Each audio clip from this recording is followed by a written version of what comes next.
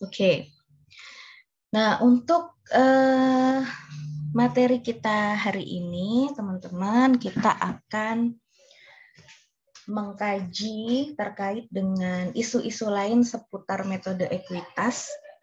Pada pertemuan kita yang lalu, kita sudah membahas ada 3 metode pencatatan akuntansi dalam investasi saham ya. Ada metode biaya, metode nilai wajar, dan metode ekuitas. Nah, pemilihan metode-metode ini itu tidak serta-merta diserahkan mau memilih yang mana gitu ya, tapi ada aturannya. Nah, aturannya adalah terkait dengan pengendalian terhadap entitas asosiasi atau entitas yang diakuisisi itu apakah punya pengendalian yang signifikan atau tidak. Jika tidak mempunyai pengaruh signifikan, maka boleh memilih ya antara metode biaya atau metode nilai wajar.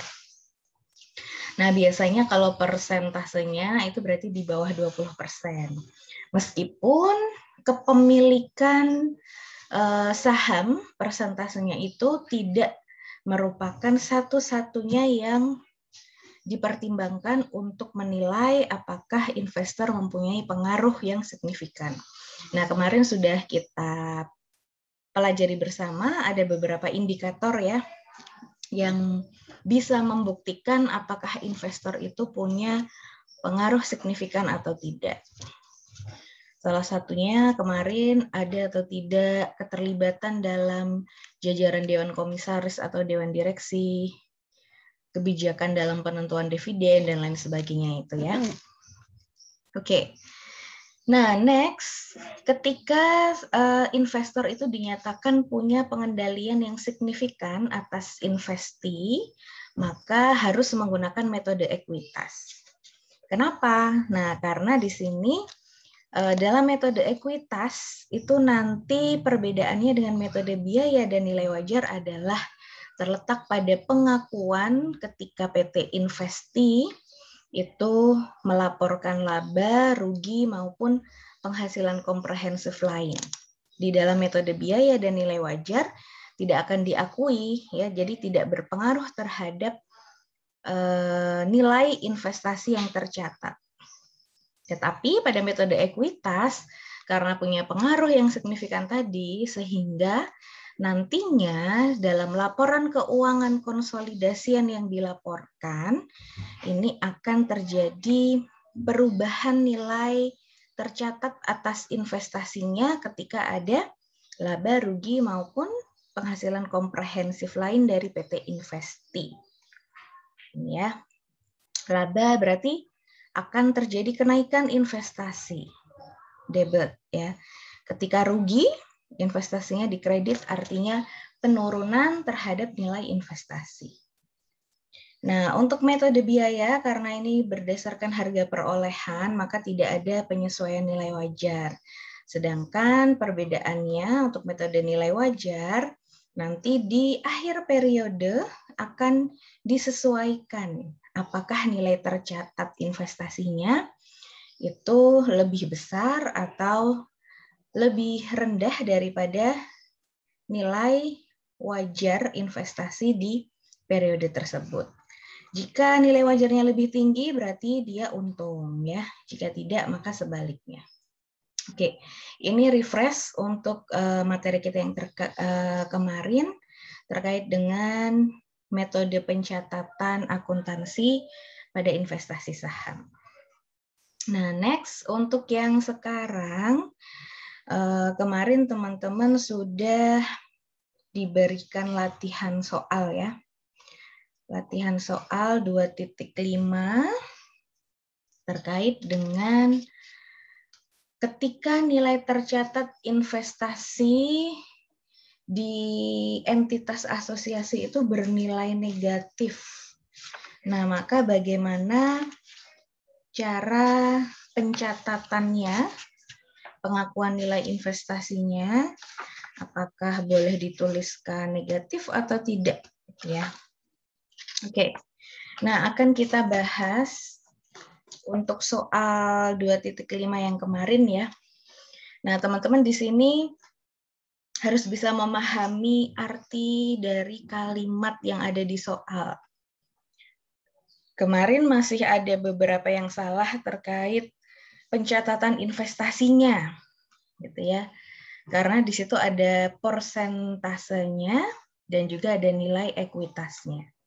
Nah, kita lihat untuk di soal ini, pada tanggal 2 Januari 2015, PT Investor mengakuisisi 35% saham PT Investi senilai 175 juta. Nah, sehingga 175 juta ini sudah merupakan nilai dari 35%-nya. Gitu ya. Nah, yang kemarin kan teman-teman masih rancu ya untuk memahami nilai akuisisi. Kecuali kalau misalnya di sini 2 Januari investor mengakuisisi 35% atas ekuitas dan nilai ekuitasnya 175 juta. Nah, maka harus dihitung dulu 35% kali 175 juta gitu ya. Nah, kebetulan di soal itu juga sudah dijelaskan di bawahnya bahwa pada saat akuisisi nilai ekuitas PT Investi adalah 500 juta. Nah, berarti nilai ekuitasnya 500 juta itu ya.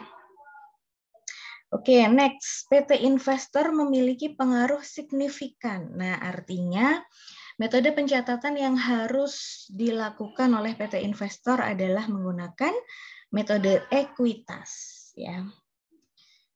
Oke, next. Kemudian pada saat akuisisi tidak terdapat selisih antara nilai wajar dan nilai tercatat atas seluruh aset dan liabilitas.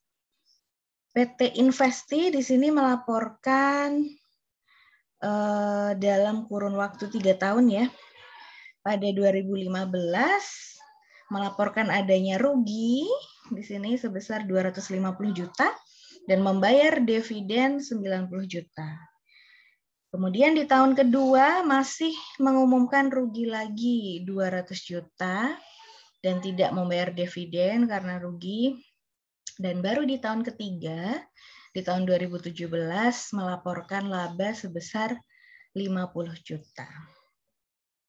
Yang diminta di situ adalah Anda diminta untuk menghitung berapa nilai tercatat investasi per akhir periode. Jadi periode 31 Desember 2015, 2016, dan 2017 berapa nilai tercatat investasinya. Selain itu juga jurnal yang dibutuhkan terkait dengan transaksi tersebut. Oke, kita akan bahas satu-satu ya. Dari tahun pertama dulu. Ini adalah jurnal yang dicatat oleh PT Investor dengan metode ekuitas. Pada 2 Januari untuk mencatat perolehan investasi, berarti di sini sebesar 175 juta ya. Jurnalnya adalah debit investasi pada entitas asosiasi, berarti debit menunjukkan adanya penambahan ya atas investasi. Kemudian kas yang dikeluarkan untuk memperoleh investasi tersebut sebesar 175 juta. Oke. Jurnal yang kedua untuk mencatat pengakuan piutang atas pembayaran dividen. Jadi di situ ada pembayaran dividen sebesar 90 juta. Berarti ingat, jurnal yang harus kita buat tidak hanya satu. Jurnal yang pertama ini untuk mengakui adanya pembayaran dividen. Ya, sehingga debitnya adalah piutang dividen sebesar berapa? Nah, ingat jangan lupa diakui secara proporsional sebesar kepemilikan sahamnya. Persentasenya di situ 35%. Sehingga harus Anda kalikan 35% kali 90 juta. Jadi jangan langsung 90 juta ya. Kemudian kreditnya, investasi pada entitas asosiasi. Nah, pembayaran dividen ini berarti akan mengurangi nilai investasinya. karena akan dibayarkan kepada investor ya. Kemudian selain mencatat jurnal untuk mengumumkan pembayaran dividen, karena di sini sudah dibayarkan ya, berarti investor mendapatkan kas atas dividennya senilai kepemilikan dan kreditnya adalah piutang dividen sebesar 31.500.000. Oke. Nah, kemudian bagaimana jurnal untuk mengakui adanya kerugian sebesar 250 juta? Ini juga harus diakui secara proporsional sebesar kepemilikannya. Debitnya berarti bagian laba entitas asosiasi dan kreditnya investasi pada entitas asosiasi karena rugi ya, berarti mengurangi nilai investasi sebesar 35% kali 250 juta atau sebesar 87.500.000. Ini untuk jurnalnya. Nah, kemudian berapa nilai tercatat investasi pada 31 Desember 2015? Nah, ini akan kita akumulasi dari awal. Ya, dari awal ini adalah investasi awalnya 175 juta. Kemudian karena ada pembayaran dividen, berarti akan mengurangi nilai investasi. Nah, karena melaporkan rugi, maka akan berkurang lagi investasinya. Sehingga nilai akhirnya dari yang semula 175 juta, ternyata di akhir periode 2015 hanya menyisakan nilai sebesar 56 juta rupiah saja. Cukup turunnya cukup drastis ya. Oke, next. Bagaimana mencatat untuk tahun kedua? Ternyata tahun kedua PT Investi masih melaporkan rugi sebesar 20 juta. Nah, kita hitung dulu berapa pembagian proporsi atas kerugian. Jadi pengakuannya berapa? 200 juta dikalikan 35% itu ada 70 juta. Jadi ruginya itu ada 70 juta ya. Nah, ingat sedangkan nilai tercatat investasi itu hanya sebesar 56 juta. Berarti minus dong ya. Nah, meskipun negatif nilainya atau minus, konsep kuncinya di sini adalah nilai tercatat investasi pada entitas asosiasi tidak boleh negatif akibat pengakuan bagian rugi entitas asosiasi. Jadi meskipun nilai investasinya itu lebih kecil daripada ruginya yang harus diakui, tetapi dalam pencatatannya nanti tidak boleh dicatat minus ya. Nah, sehingga caranya gimana? Nah, caranya kita mencadangkan kerugiannya. Jadi berapa yang harus dicadangkan?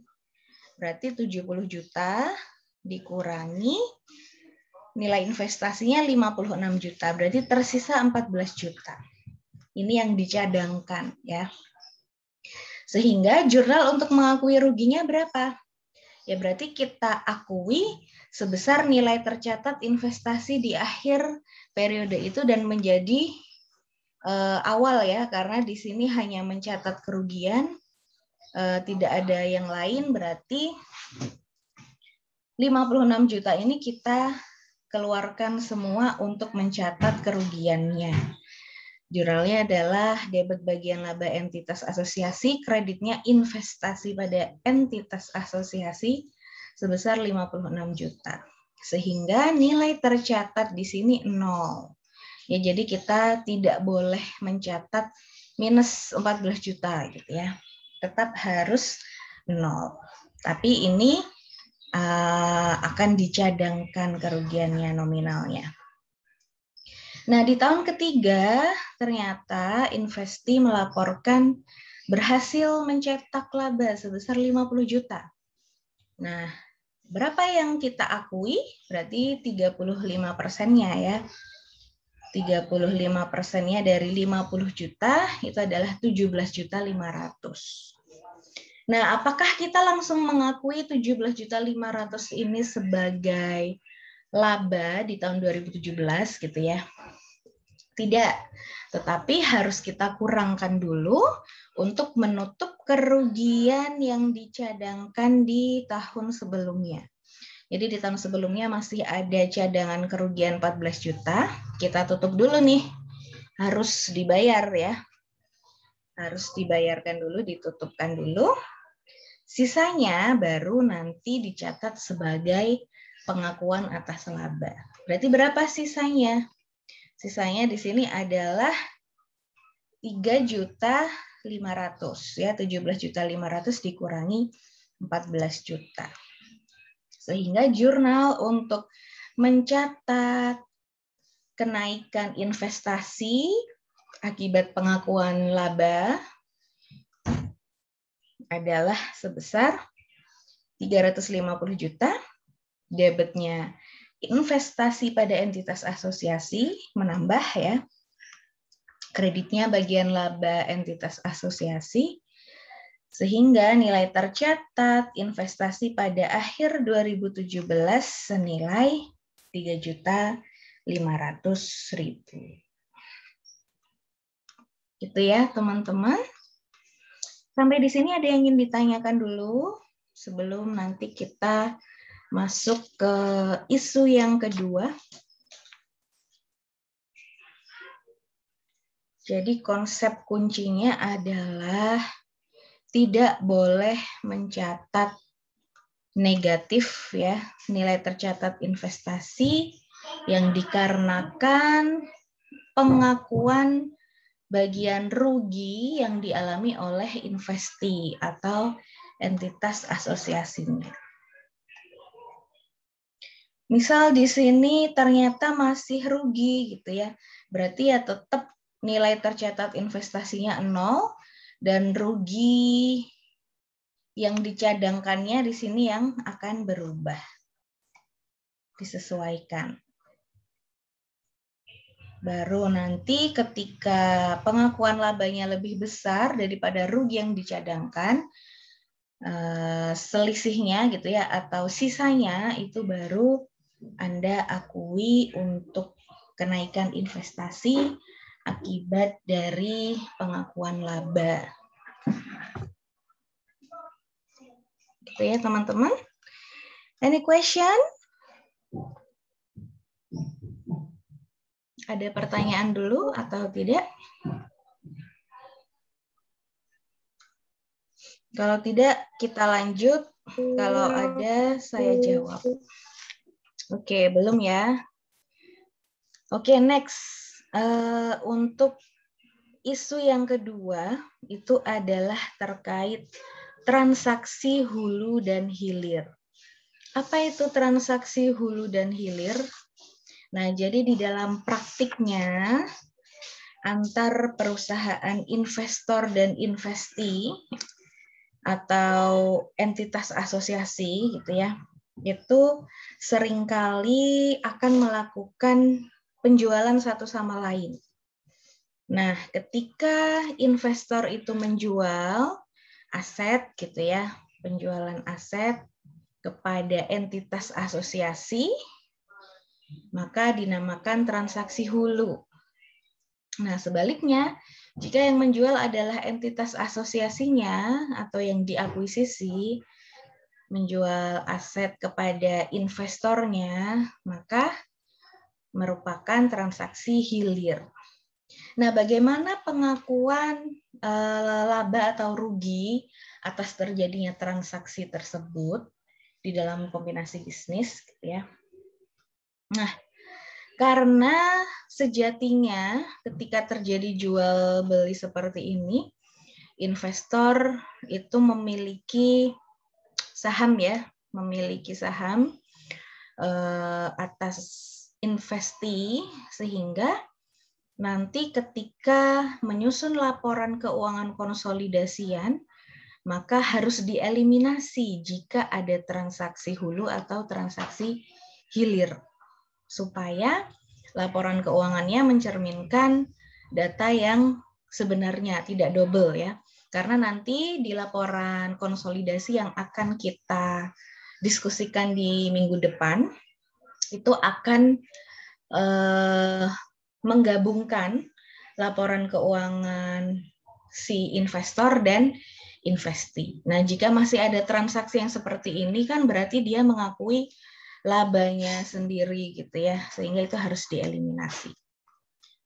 Nah, yang boleh diakui di dalam laporan keuangan investor, kerugian dan keuntungan siapa dong gitu ya.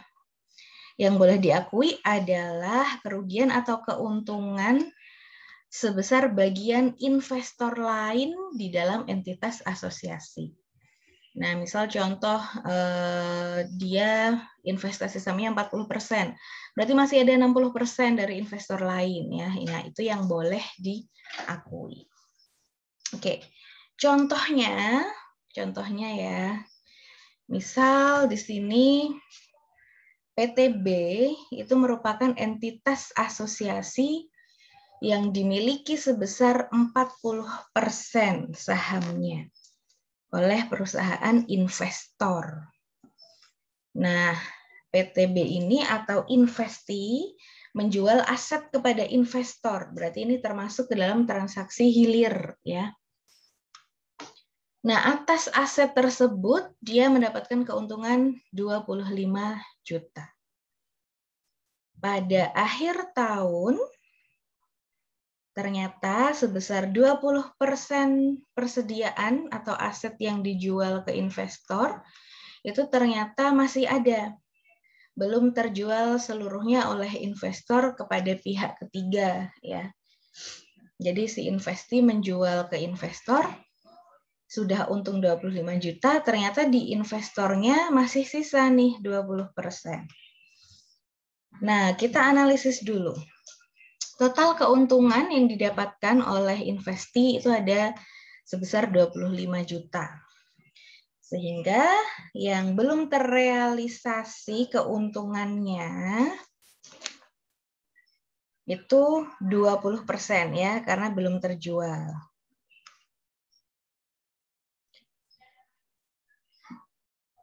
Jumlah keuntungan yang belum terrealisasi berapa? Berarti 20% kali 25 juta ada 5 juta rupiah. Sedangkan keuntungan bagian investor, karena investor hanya memiliki 40%, ini sebesar 2 juta. 40% kali 5 juta. Nah, berapa yang harus dieliminasi pada akhir periode gitu ya. Nah, karena transaksi ini adalah transaksi hilir tadi ya. Transaksi hilir itu si investee-nya yang menjual kepada investor.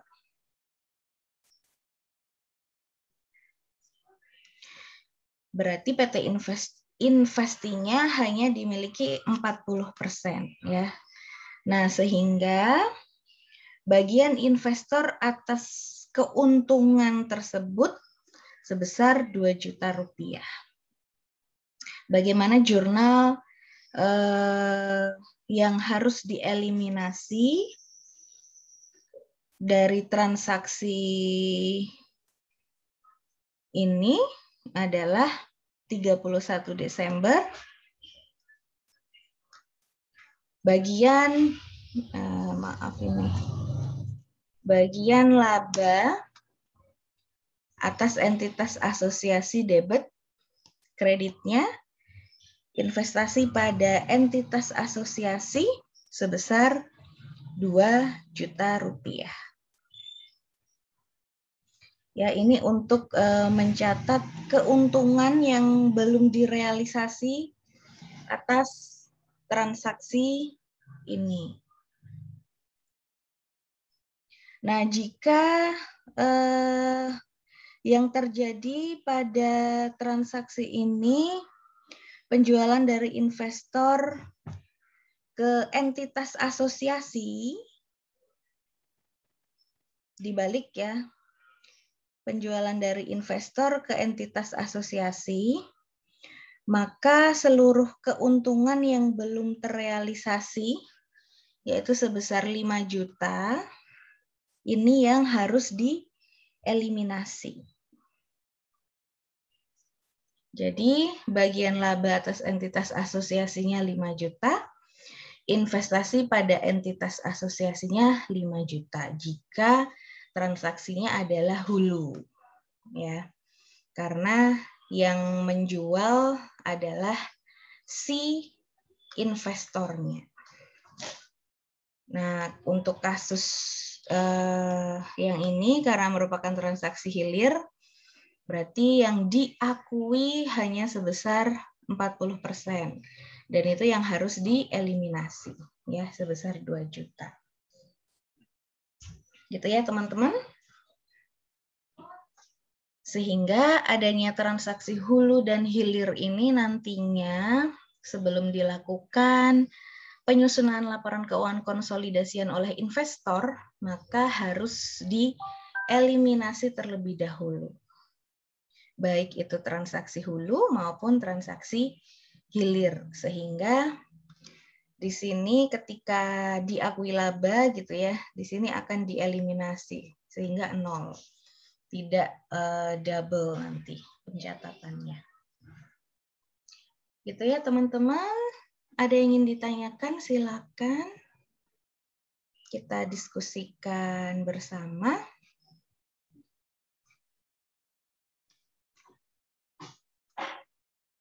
Untuk pemaparannya saya cukupkan dulu ya.